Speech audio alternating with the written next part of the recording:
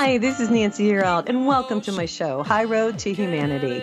In every episode, I tell you powerful true stories filled with great wisdom that you can use in your own life as you strive for a higher road to travel.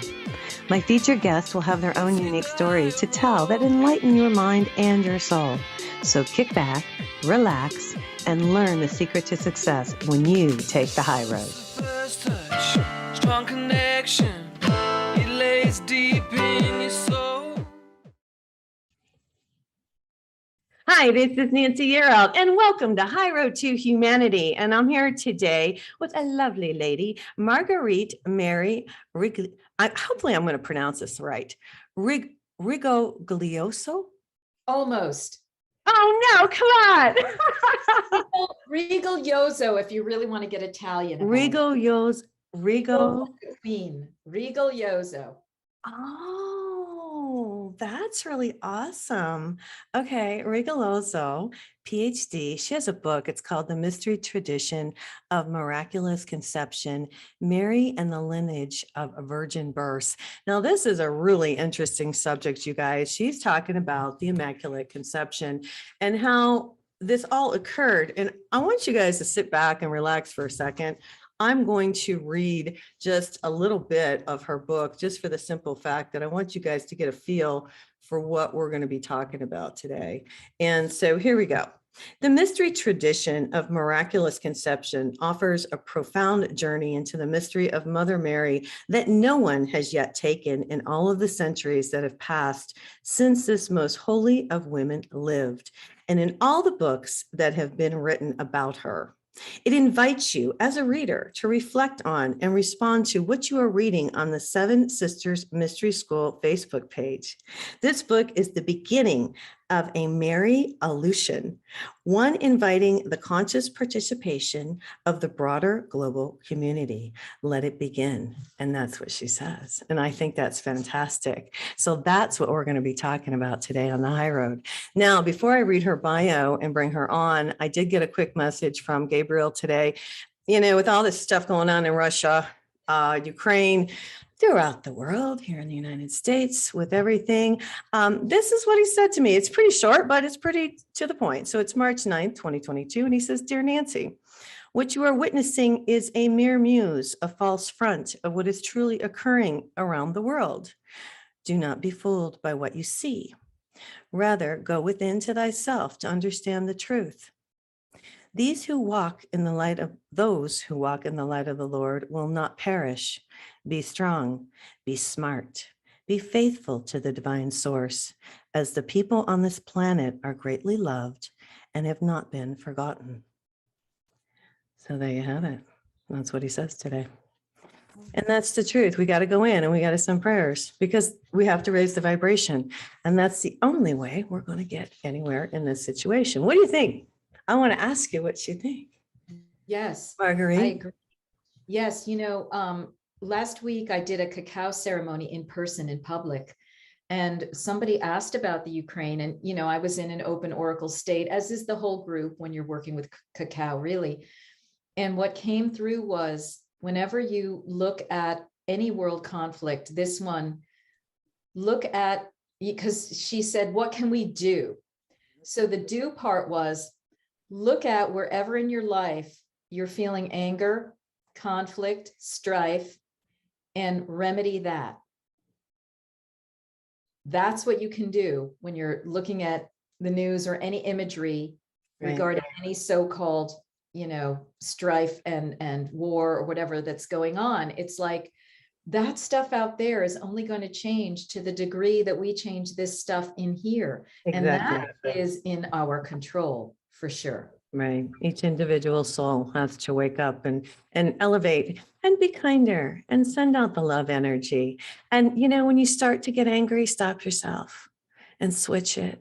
That's what's going to change things. That's what's going to change the vibration on the planet. Moving into the heart, which is what Mother Mary is all about, the heart chakra. Right. Well, let me read your bio before we get started. I can't wait to talk to you about this book. It's just amazing, you guys. So Marguerite Mary, PhD, is the foremost authority on the history of virgin birth and has taught graduate and undergraduate courses in both the United States and the United Kingdom. She is the founding director of Seven Sisters Mystery School. She is the author of The Cult of Divine Birth in Ancient Greece and Virgin Mother Goddess of Antiquity. She lives in Western Massachusetts. And officially, welcome to High Road to Humanity. Thank you so much. Thanks, Nancy. I'm really happy to be here. And Angel Gabriel. Yeah, God bless. Well, and the first thing I want to ask you is, how did you, I mean, you've written, this is your third book. What prompted you to start to do research to find out about the Immaculate Conception, I guess, is the question. I had been working on a project on Demeter and Persephone in Sicily, and the mother-daughter goddesses there. And when I read this book in Sicilian, in Italian, by Anna Maria Corradini called Mothers, Meteres, she said something about this birthing of Persephone from Demeter originally had been parthenogenesis, meaning there was no male gods involved in this. And it was how she was talking about this parthenogenesis, this birth without male involvement. I suddenly had a downpour into my mind. Oh my gosh, virgin birth was a real thing that women were doing. And around the same time, I read Drunvalo Melchizedek's Ancient Secret of the Flower of Life. And in one of those volumes, he is, I guess, quoting Thoth, who says that virgin birth was a real thing, that Mother Mary did it. That's about all I can say about it. He's, not going to go any further.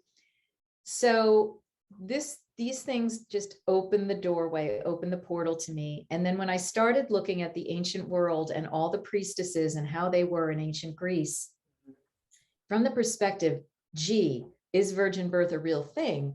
I found a ton of material. I had books coming back and forth from the library to substantiate this claim about the living tradition of virgin birth priestesses in the ancient Mediterranean and Aegean world, of which Mary was also a part, but did not act alone. So there was a natural segue from realizing that this was the case in ancient Egypt, ancient Greece, Right. and the western coast of Asia, to understand and situate Mother Mary in that lineage.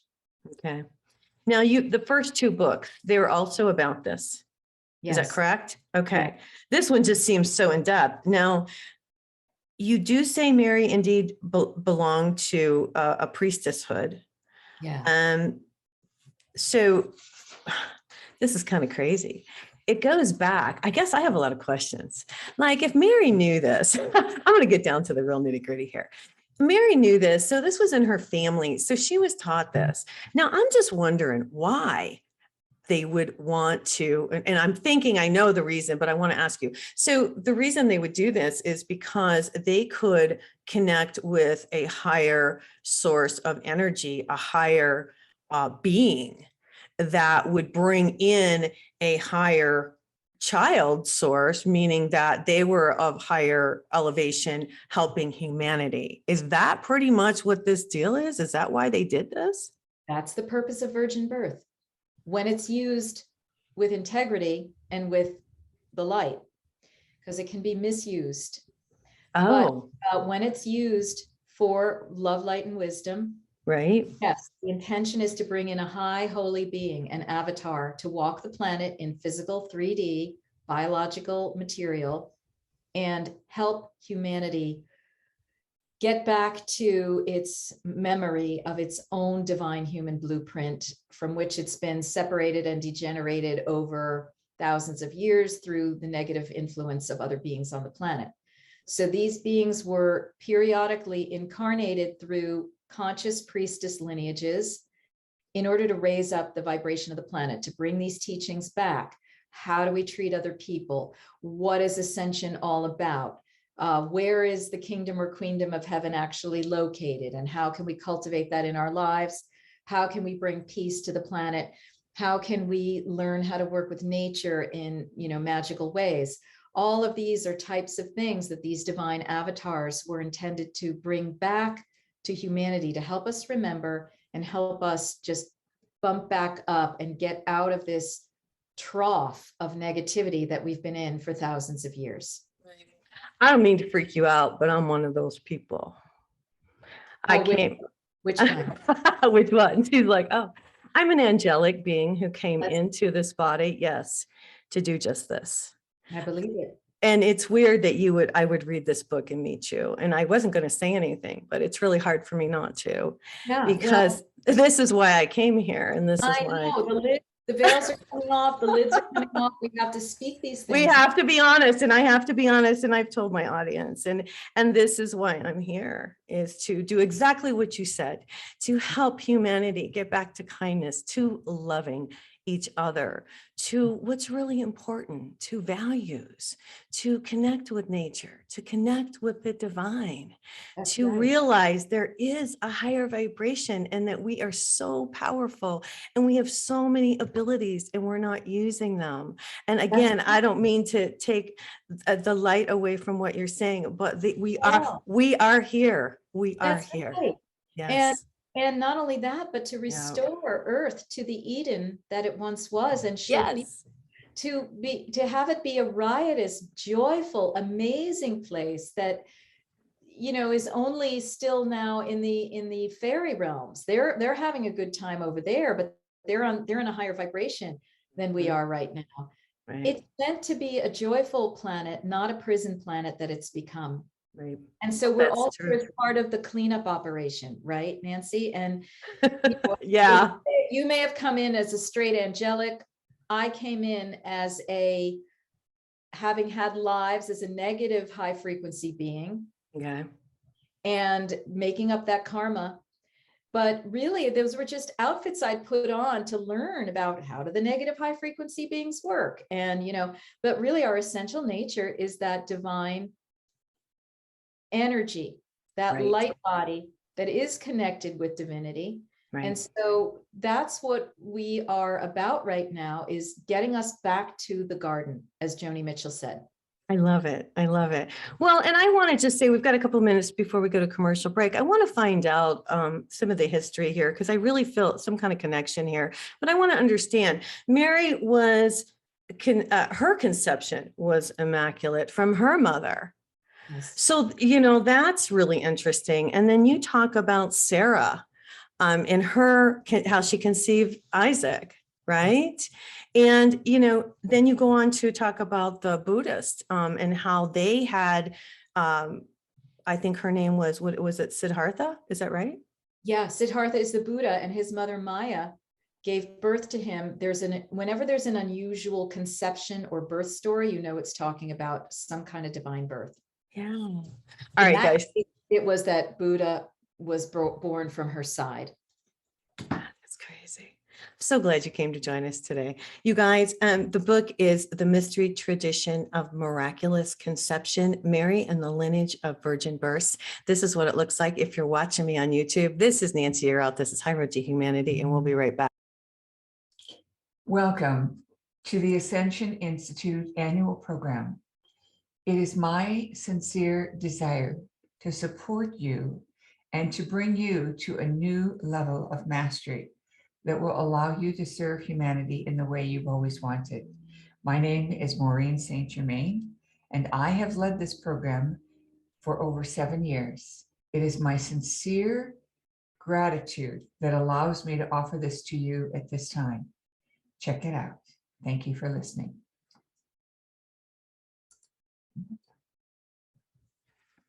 Hi, this is Nancy Yearout, and this is High Road to Humanity, and I'm here today with Marguerite, Mary, and it's Rigoglioso, PhD, and her book is The Mystery Tradition of Miraculous Conception. We're talking about Mary, and, you know, tell us some history here. Tell me what you found out.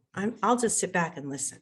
Yeah, okay, so briefly, Mother Mary was divinely born of her mother Anne. And this we find out in a suppressed gospel that did not make it into the New Testament, but it's called the Infancy Gospel of James.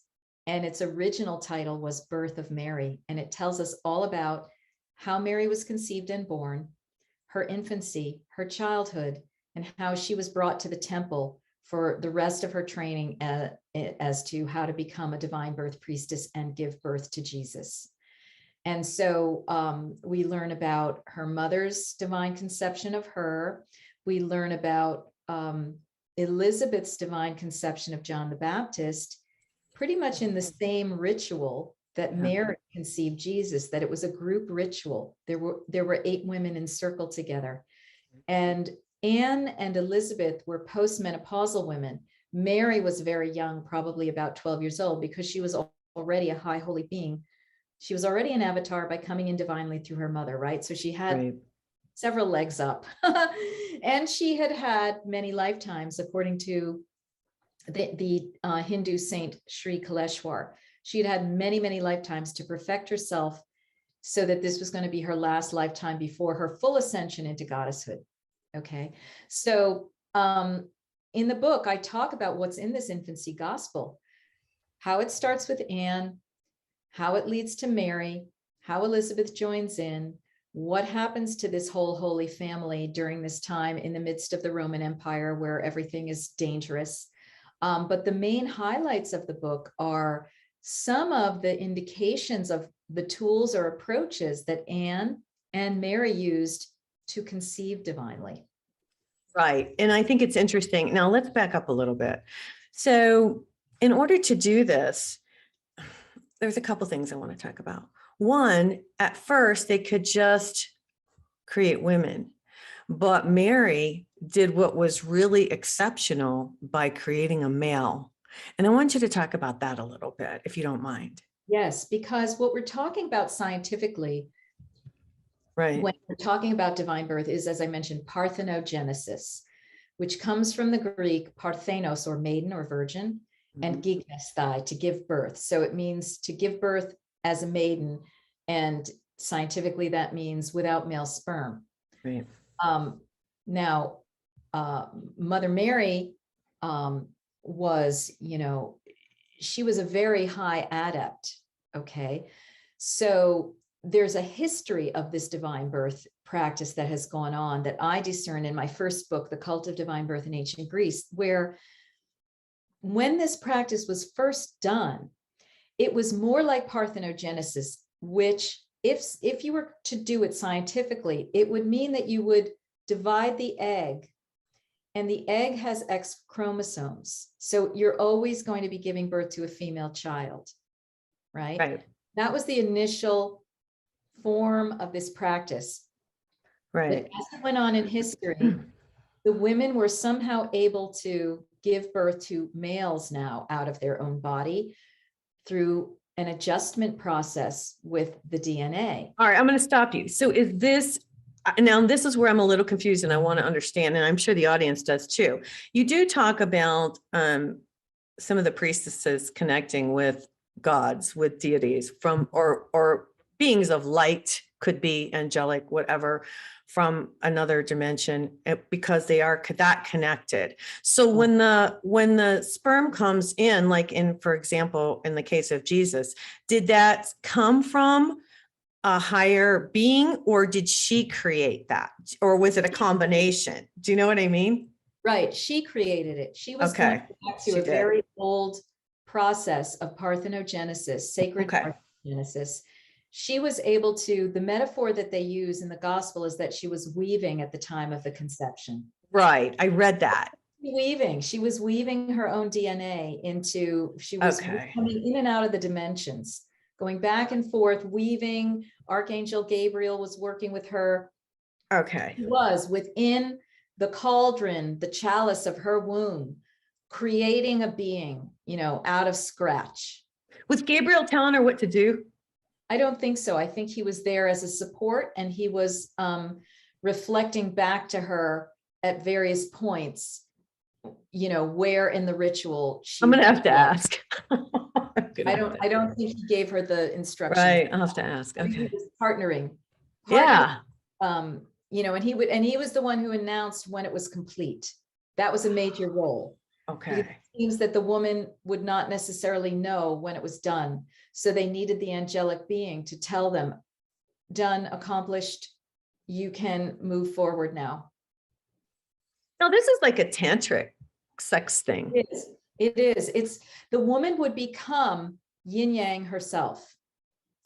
She would become androgynous so as to conceive within her, and sexual desire was a part of the process. I would even venture to guess that orgasm was part of the process. I think so. The more I read your book, and I just really thought that too. Now let's rewind a little bit. You do talk in the book about some of the priestess having sex with the gods. You talk about the giants. The reason I bring this up is because I believe there's still giants here. And I thought it was really interesting when I read in your book, Genesis 6:1-4, where it talks about the sons of God. Yeah. Yeah. And would you mind addressing that for a moment? Yeah. Well, so these are these watchers. There are different stories depending on where you're looking, but there are these beings known as the watchers who basically are giants, and they violate cosmic law by getting into sexual procreation with human women. Mm-hmm. And that gives birth to the Nephilim. Right. And they are giants walking on the planet who are already a problem because they have the DNA of these watchers, who are these degenerated angelics who are wreaking havoc all over the universe and especially on planet Earth. Mm-hmm. So we have these giants who then start creating problems on the planet, the Nephilim. And so that is what I would say a misuse of a hijacking of women's womb technology, a hijacking of a kind of divine birthing, because they're working interdimensionally. So one of the stages of divine birth, when the priestesses are practicing it themselves, is they move from parthenogenesis into sex with gods on the astral realm. Okay. There is an interdimensional penetration, but there's not really an exchange of biological material. There's a stimulation of the egg within the woman from the light body of this god. Right. And then in the later phase in Egypt, they had physical penetration by the pharaoh who would embody the god, but his sperm would be involved in this high tantric activity with the queen. So it was like a later version of virgin birth, or what one could also say it was on the other side of the spectrum, which is high hierogamic or divine partnering tantra. So you've got parthenogenesis, solo priestess on one hand, you've got the divine birth pairing on the other. Both are attempting divine birth, but there's, once you start getting into the pairing, the hierogamic, it's easy for it to get hijacked. And once you start getting into the— What do you mean it's easy for it to get hijacked? I don't know. Well, Explain. because you have something besides the woman, the high priestess herself, starting to govern this process. You have the intrusion of male intelligences, male presences, male gods, etc., all of whom have their own agendas. Gotcha. That makes sense. So let me understand this. God, men always screw it up. Well, I'm sorry. I don't mean to say it like that, but I mean, it feels like, here the priestesses have accomplished this amazing, miraculous, thing that we can do. And then the male comes in with their own agenda, and it kind of and that's what stopped this, isn't it? it is. And this is the story of patriarchy. But what I want to say, Nancy, is though, it's not the natural human male that did this. It's the human male influenced by these negative controller beings who decided, we're going to get in there and give more power to the male because the female is too powerful. She's connected with the goddess. We can't have that. If we want to have control and we want to have our misery to eat off of on the human plane, we have to get rid of the feminine power. We have to get rid of sacred marriage equality with men and women. We have to give male hyper testosterone, hyper aggressive energy. And that's what it is. So it's not that there's something intrinsically wrong with the male. It's the male getting victimized by bad influences, which we are all needing to release from the planet now. You know what influences, like what beings, what? Do you have any idea? Well, in the Gnostic tradition, they call them the archons. Okay. And in contemporary spiritual terms, they've been known by various different names. Nephilim, the Anunnaki, the reptilians, So we're that, talking the reptilians here is what we're talking about. usually, or some version of them. Okay. Hey, we got to go to commercial break. What a great show. I'm so glad you came to visit me today. The book is The Mystery Tradition of Miraculous Conception, Mary and the Lineage of Virgin Births. This is Nancy Yearout. This is High Road to Humanity, and we will be right back.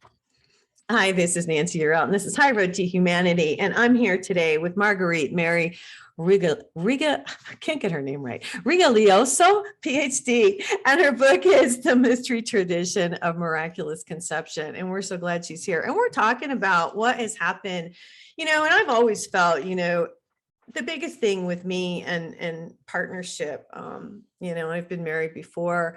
I'm not married now, but, I really believe in equality. And I want you to talk about what's coming, because I want to talk about the good stuff that I think will stem from your research, that we will get to a point where the equality is back. Talk about that. What do you think? Yeah. Well, as women on planet Earth and men get busy restoring the sacred feminine, which, by the way, never really went away, and in some traditions has been alive and well to some degree, like in India and other traditions, there's been a big push over the last 50 years, an awakening to the goddess, therefore an awakening to the power of the feminine, therefore an awakening to the spiritual power of women in the womb. As we've been doing that, we have been starting to restore the balance between men and women. And there are forces of energy that are coming through the planet now that are allowing for that to happen in a bigger way. And I really enjoy the work of Lisa Renee, who's just a premier oracle.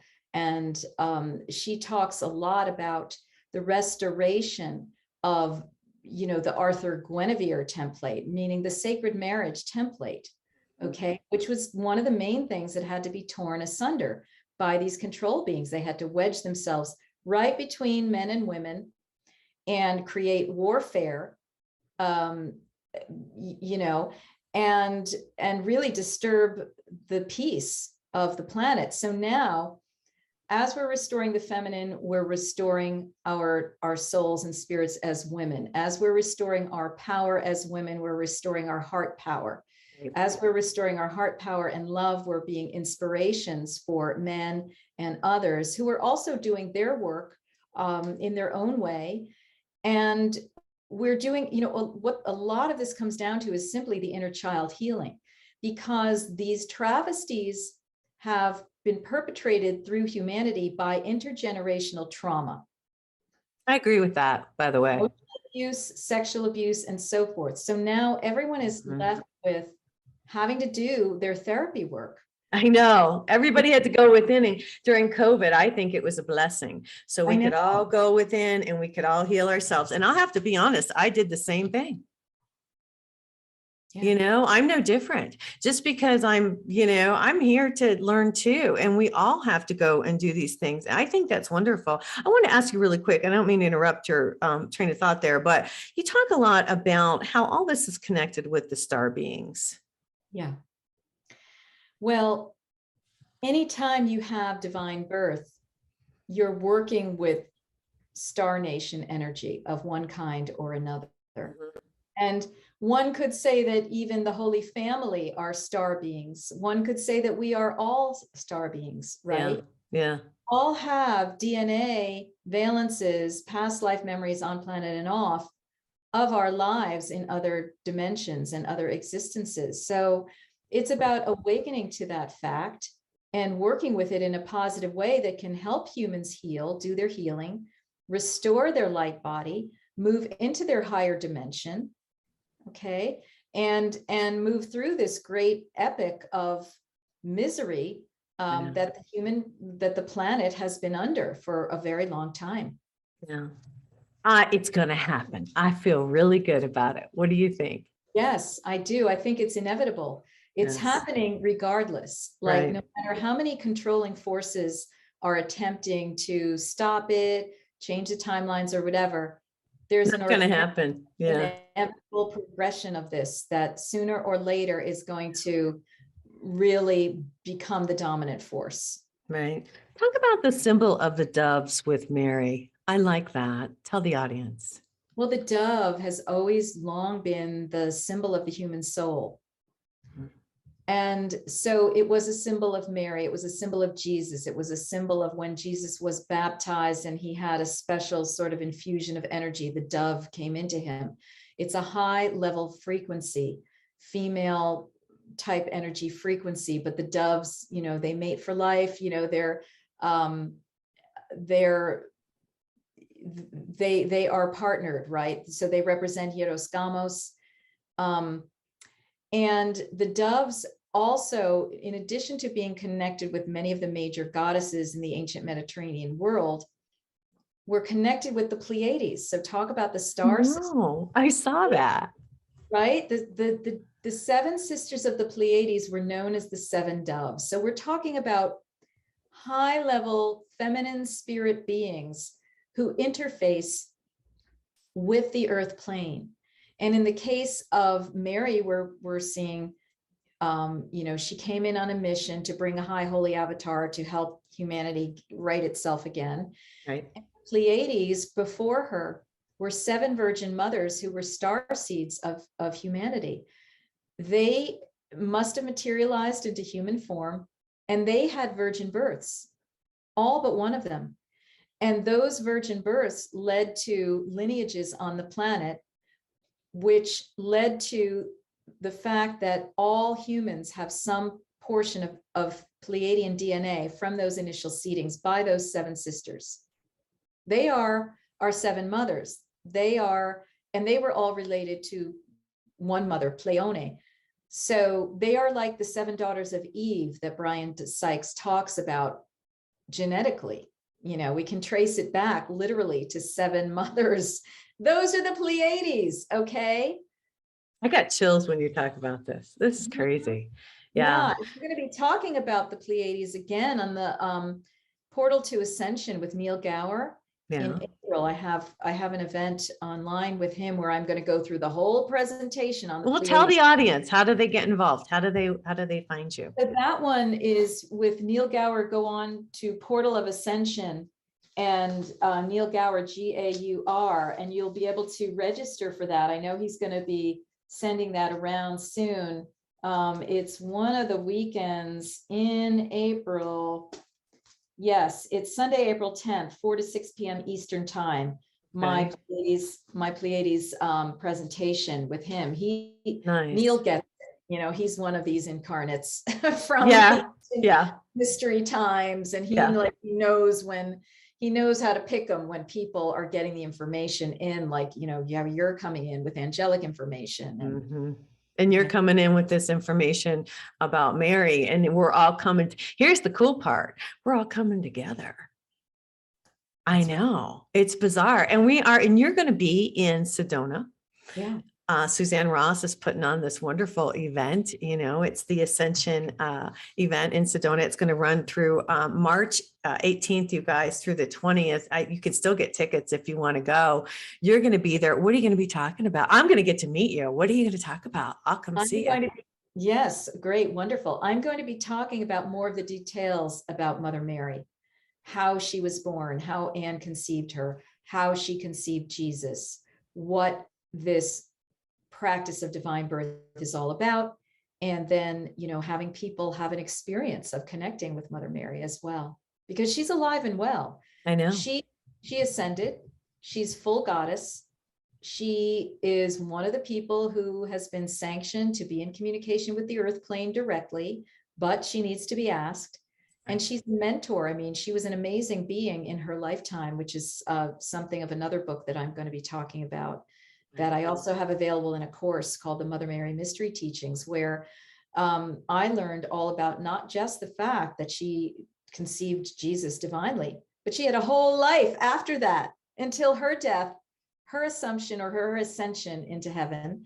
And Jesus had a brother, right? Well, you know, Jesus may have had half brothers. It could be that Mother Mary had children, but I really think that those were previous children by Joseph and a different wife. Okay. And that they were stepbrothers and stepsisters. There were like several males and several females that were considered his brothers and sisters. Okay. I just want to tell the audience, and I'd like for you to just elaborate a little bit. I started connecting with Mary, and all you have to do is ask, Yeah. and talk to the audience for a minute. We got about a minute before we go to break. Tell them how to do that.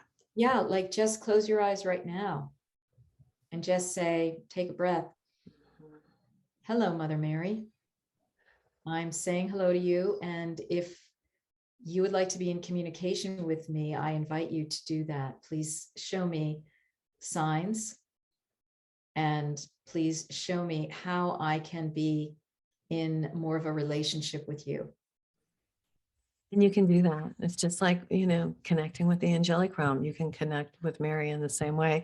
Hey, you guys, we got to go to commercial break. The show's going by really quick. The book is The Mystery Tradition of Miraculous Conception. This is Nancy Yearout. This is High Road to Humanity, and we will be right back. Hi, this is Nancy Yearout, and this is High Road to Humanity, and I'm here today with Marguerite Mary Rigoglioso, PhD. Her book is The Mystery Tradition of Miraculous Conception, and I'm asking her really because I want to read the real deal, like, where did you find this information? So you see it's in the book, so talk about this. Yes, so it's called the Infancy Gospel of James. That's what the scholars have called it. Even though the original name of this gospel was Birth of Mary, it was written by a James who probably is a stepbrother of Jesus, one of Joseph's sons by a previous partnership. Okay. And so there have been numerous versions of it found that have been pieced together. And probably the most comprehensive piecing together and translation is by Ronald Hawk. And he has his own book about this, where he gives more of a scholarly analysis of this and another gospel. But we have published it in there with his permission. And you can read what he's pieced together, how he has translated it, and go step by step. And it's what I lead you through in the bulk of the book, but then you can see the specifics. And actually, the interesting thing is you'll see how sparse it actually is. Because I am able to bore down to one word, and I might have like a whole section of one of the chapters on that one word, or right? Because I'm able to bring to it my research on virgin birth that I had already done in ancient Greece. So I knew all the signs, I knew all the symbols, I knew what things meant. So when I looked at this gospel, I said, oh my gosh, this is revealed information. It brought it together for you, is what you're saying. This is an inspired writer who must have known about women's mysteries. He must have been an eyewitness. Interesting. Now, do you think this will come back? You have a mystery school. Let's talk about that. Yeah, well, virgin birth has never died. It has gone underground. And even in the last 50 years, I know of women who have accomplished divine birth. Really? One of whom I talk about at the beginning of that book, a woman whose stage name, shall we say, is Lori. But she gave birth to a child spontaneously after being a breatharian and being a very high spiritual woman. In a flash of light on New Year's Eve, 1976. She divinely conceived a child. She brought the child to term. The child lived 3 months and then died, because a lot of times the earth is not ready for these beings right now. I also know of another woman in Mexico. The vibration, can I just stop you there? Was it the vibration was too high? Yeah. Okay. Yeah, the vibration of the earth is too low for these beings. It can't support them. Okay. Another woman in Mexico, she had a different situation where she was in a relationship with the god Quetzalcoatl. Oh, wow. And she conceived what she believes to be his son. The child lived for 3 years and then died right in front of her. He choked. Again, indication that it's not the time for these children to really be walking the planet, but they can come in and out. And for all we know, there might have been other secret, hidden divine births that have gone on There could be an unbroken lineage of these women. We don't know, but I have not heard of it. And however, yes, I do believe that the process can be resurrected through these various means and technologies that are coming back in, one of which is the Holy Womb Chakra teachings, which gives quite a few mantras for the purification of the Holy Womb that Sri Kaleshwar says Mother Mary used. All right. And I do believe that within 35 years, we will resurrect this practice as women move into higher dimensional frequency and understand how to work with their mind, body, spirit interface, how to work with the quanta, how to work back and forth between biology and the light body to do this again. However, what I will say is, with any luck, we won't need to have divine birth on the planet. Yeah. We'll be able to give divine birth to ourselves in the sense that we can restore our divine human blueprint by moving into a higher dimension of consciousness. And we can become the Christed being. We can become the second coming. Right. I think that's what the second coming is all about. And so we will all be walking avatars again. We will return to our avatar bodies. Well, and as you were speaking, I was thinking there is no reason for, as we ascend and men and women become equal again, there will be no reason for that to bring it in. It was amazing and miraculous. But what it does say about humanity and about women is how powerful we really are. Because we're energetic beings, and we have to start looking at ourselves in that way and start to understand our powers. I think you just talking about this and bringing this to people's attention makes people realize, again, back to the energetics, we are creators. That's right. We can create whatever we want. We can create heaven on earth. As Maureen St. Germain always tells me, Nancy, create heaven on earth. And she's right. We're all little creators. And, it will be a wonderful day to see equality. It's so sad that we had other beings come in and mess up our situation, and intervene where it's made it. And I can see when you talk about the male, how they've corrupted our situation, but it will be nice to see this again. When do you see that happening? Or do you? At what point, I guess? I know I'm a psychic, but I don't usually do well with the years, but what do you think?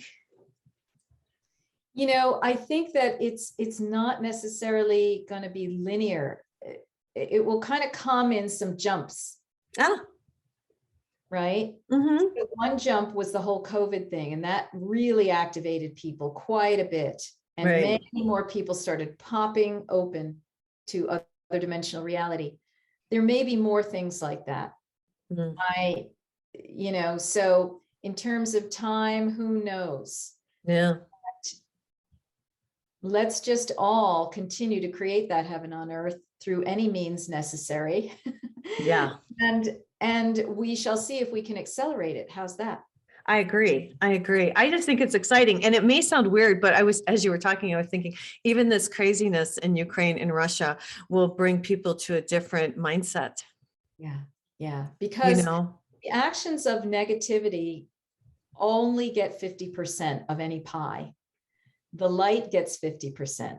So the light will always either grab the reins or do its part of the story to help. So there's going to be the 50% of the light that you're going to see in the Ukraine story, just like there was the 50% of the light we saw in the COVID story, etc.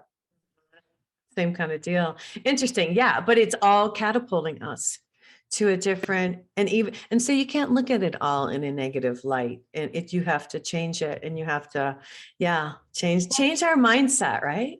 That's the thing. These negative beings have been our greatest spiritual teachers in a way, because it helped us to go from purely Edenic, innocent consciousness to Edenic, true wisdom consciousness. It's another rung of the spiral that perhaps needed somehow their presence in our reality in order for that to happen. That's interesting. Yeah. No. So another book coming up after this? Yes, I'm in the process of finishing it. So Okay. be continued. Okay, so there's more to come. Okay. Now, if people want to get in touch with you, give out your information for them, Marguerite. Yes, so you can find me at sevensistersmysteryschool.com. And the 7 is written out, SEVEN, sevensistersmysteryschool.com. And there you will find courses that are available on demand, new courses that I'm doing, cacao ceremonies that I'm doing online, lots of free resources and videos like eventually this one, audios, all sorts of things. So go poke around, have fun, and you can also work with me one-on-one. I do mentoring to support you on your spiritual path, your sacred ministry, and so forth. So it's all there. You can also send emails into us at Dove, D-O-V-E, Dove at sevensistersofferings.com. And the 7 is written out again, SEVEN. So thank you, Nancy, for Oh, no, you're welcome. I'm so excited. Now, how long have you had your mystery school? 10 years. This is the 10th. Oh, congratulations. Started in Okay. 2012. So we're doing a lot of 10th birthday retrospectives. We're going to have something big in the fall to celebrate, which is our official birthday on September 14th. Oh, wow. Okay, Yeah. well, happy birthday. You guys, the book is The Mystery Tradition of Miraculous Conception. It's amazing. I haven't finished it. I'm going to finish it. It's one of those where you just want to find out more and more and more. Mary and the Lineage of Virgin Births. You guys, if you want a psychic reading, I guess I should say an angel reading, go to my website, nancyyearout.com, and you can book your date and time there with me. I'll be in Sedona. Hopefully you guys will come and join us at the Ascension. That would be March 18th through the 20th, and that's put on by Suzanne Ross. Thanks again for coming on the show, Marguerite. It's been a pleasure. You're welcome. Thank you for having me, Nancy, and many blessings to you on all that you're doing. Many blessings to you as well. All right, you guys, have a terrific week. This is Nancy Yearout. This is High Road to Humanity, and God bless. Connect the dots and keep the motion. Can achieve your goal. Let's hit the high road. Hey, you guys, join me next week on The High Road for more stories filled with wisdom, love, and hope for our future. Have a fabulous week, and know that by staying on the high road, you will make it to your destination. Visit my website, nancyyearout.com, where you can book a private session to learn how to tap into your own abilities. And check out my YouTube channel. It's Nancy Yearout's High Road to Humanity. You can achieve your goal.